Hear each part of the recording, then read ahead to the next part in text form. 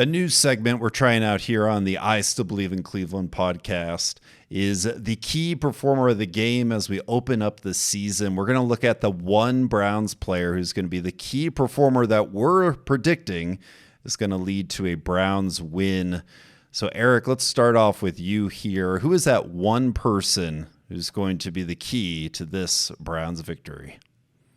Well, once again, I'm going to start on the other side of the ball and say that I'm expecting Frank Clark to play despite his transgressions this offseason, and Chris Jones is a bona fide defensive end. So I'm not going to say they're going to bottle up Nick Chubb by any means, but I think the Browns are going to use the pass to set up the run.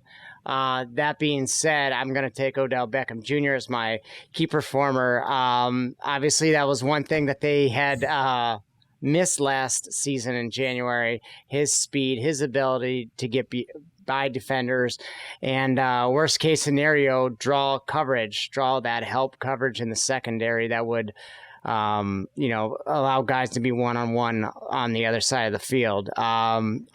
He might not get 10 targets plus in this game the way that Stefanski's offense has been, but having his presence, like I said, on the field should allow Baker to spread the ball around.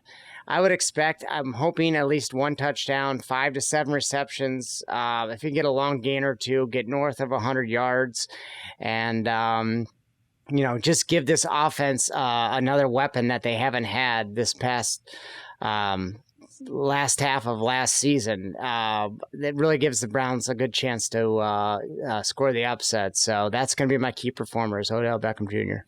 All right, Drew, Monday morning, we're looking back at the game. The Browns won big. Who was that one player that was key to it? Yeah, I mean, first of all, Eric goes out, misses the obvious bona fide stud reference, right? That's one. And then he sends his boys Crime Time over and steals all my notes and steals my player. I don't care.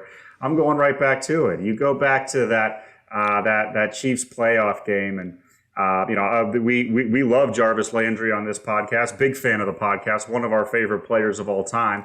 But with him as your best receiver, which is where they were at in that game, the Chiefs played just nothing but press cover man, and the Browns didn't have the outside threat, the speed to make them pay for that coverage, right? They had their safeties near the line of scrimmage. They were playing press man on the outside, daring somebody to beat them with some sort of vertical route.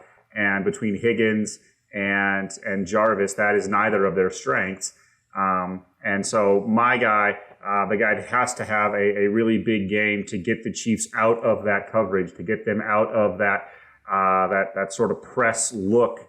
It's Odell Beckham Jr. He has to show that he is the game breaker, that if you try to play the Cleveland Browns that way, if that's the poison you choose to pick, he has to make them pay to the tune of well over 100 yards receiving, at least one touchdown. He's got to burn them several times to get them out of that look. I see no reason for the Chiefs to move off of that game plan. It was very effective, and they have to, if I'm them, I'd say make the Browns show me that they can beat this look, because it worked really well. Baker Mayfield had a really good game in that playoff game, and the Browns offense was unable to put the ball in the end zone. They were unable to move it. So to get them out of that press man look, you need that game breaker who can't be covered in press man one-on-one on the outside. And that man for the Cleveland Browns is Odell Beckham Jr. Yeah, the probability of everyone talking about OBJ on Monday is very high,